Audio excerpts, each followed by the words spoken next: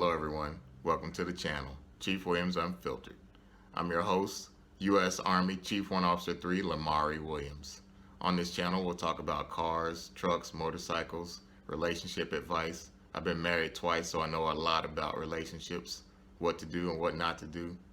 But today I want to give you an overview of what it takes to become a warrant officer and the history behind a warrant officer. So let's get to it. What the heck is a warrant officer? Many people never even heard of a warrant officer, to include people currently serving in the military. That's not surprising though, because in the U.S., the military makes up about 1% of the entire population.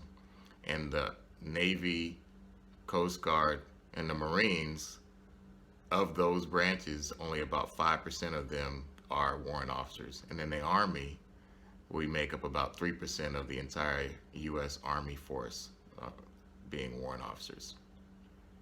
The Air Force is the only branch that does not have a warrant officer corps, but maybe the upcoming Space Force might have warrant officers, so we shall see. We did have one NASA warrant officer back in the late 80s, early 90s. His name was CW4 Thomas Hennon. He actually flew in space with a few different crews. We warrant officers are considered elite, rare, and even unicorns in many circles. In layman's terms, the easiest way to understand military rank structure is officers are the managers, enlisted and non-commissioned officers are like foremen and workers, whereas the warrant officer are the engineers. The United States Army officially adopted the warrant officer ranks on July 9, 1918, so 2018 marked our 100-year birthday. Here you see the original rank structure for the first warrant officers that were mine planters. Those guys were divers assigned to the Coast Artillery, responsible for protecting our nation's coast from enemy ships. They actually went underwater and planted minefields. Those guys were pretty tough. In 1921, the Rising Eagle depicted here was approved as our official logo. That logo has been recently retired, however, it's part of our heritage, so it's not going anywhere. This shirt was made in commemoration of our 100-year anniversary.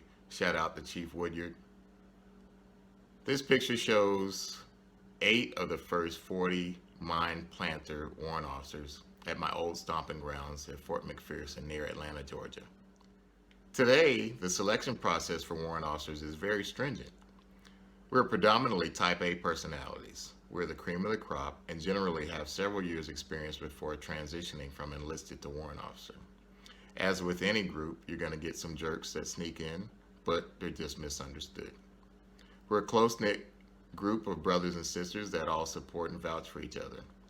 We have 5 levels of warrant officer. It starts with warrant officer 1 and then goes on to chief warrant officer 2, 3, 4, and then 5.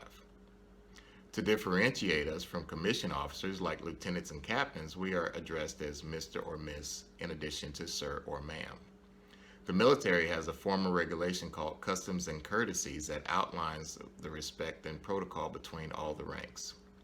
Since warrant officers fall in between the highest ranking enlisted soldier and the lowest ranking commissioned officer, we are called Sir or Ma'am by the people we outrank and Mr. and Miss by the officers above us.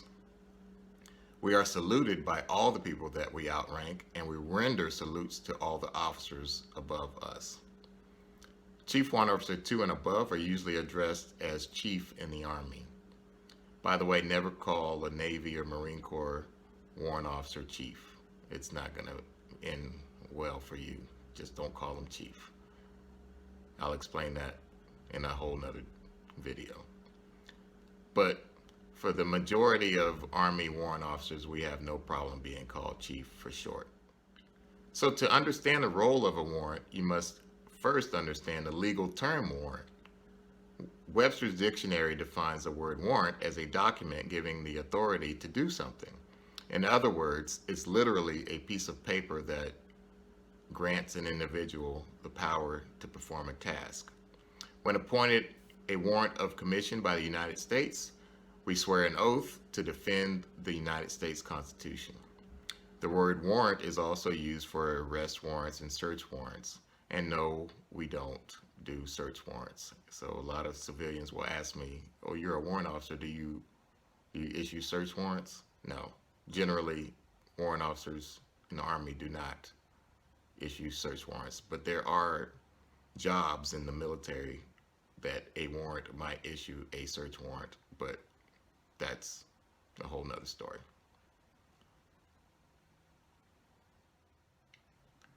In military terms, warrant only refers to the document that awards us the rank and authority over non-commissioned officers. However, commissioned officers like lieutenants, captains, majors, colonels, and generals outrank us. Warrant officers are sandwiched directly between enlisted ranks and commissioned officer ranks, which I'll explain later in detail. There are two types of Army warrant officers. The first type is a technical expert like myself. I personally am a network communicator. Before becoming a warrant officer, I earned my degree in information technology, and since becoming a warrant officer, I earned a master's degree. Warrant officers are expected to earn college degrees as they progress throughout the ranks. The second type of U.S. Army warrant officer is a flight warrant officer. Flight warrant officers are not required to have any experience and can even be recruited right out of high school. Can you imagine being 18 years old, going to flight school for 18 months and flying multi-million-dollar helicopters before you're old enough to drink? That's something everybody doesn't know about, but more people should be inquiring about that. If you're interested, I would say go down to your local recruiting office and get more information. The Army is the only branch that will train pilots without a college degree. Navy and Air Force pilots must be commissioned officers. It's pretty interesting, right? Additionally, people from other branches of the military can apply to become Army flight warrant officers.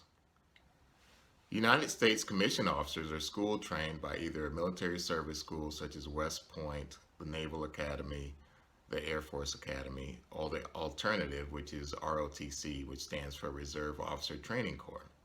And those are offered at many major universities and colleges. Once a college student meets all the educational and physical training requirements, they are granted a commission as an officer and swear an oath to defend the Constitution. That oath usually comes with a 6 to 8 year minimum service obligation. Finally, there's another opportunity for enlisted people to become commissioned officers by attending officer candidate school. And if they complete the school, they are granted a commission upon completion of that course. The enlisted ranks range from E1 to E9. In the Army, it goes from private, which is PV2 for short. Then you have private first class, specialist, sergeant, staff sergeant, sergeant first class, master sergeant, and then the top dog, sergeant major. Here you see the warrant officer ranks, which are W1 to W5. Starting with Warrant Officer 1, then Chief Warrant Officer 2, Chief Warrant Officer 3, Chief Warrant Officer 4, and Chief Warrant Officer 5. Here you see the commissioned officer ranks, which go from O1 to O10.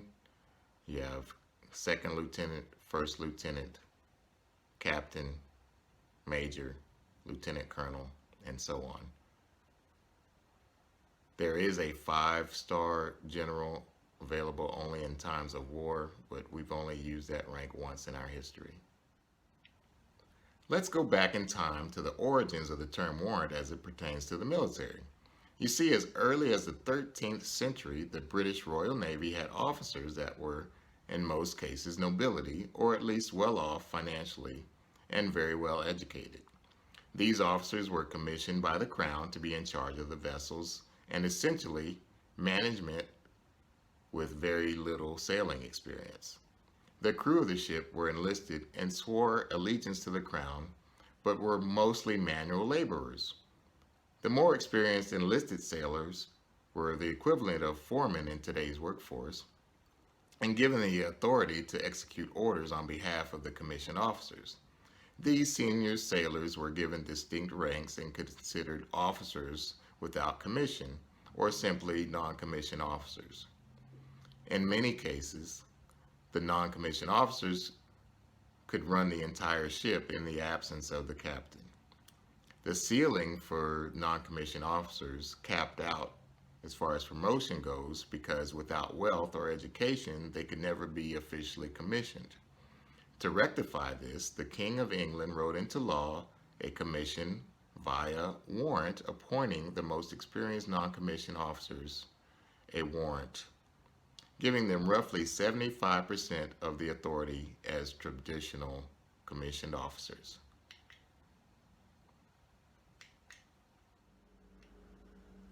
Most of the military forces around the world have adopted this rank of warrant, allowing subject matter experts to continue to focus on their specific skill and continue to hone their craft in specialized areas.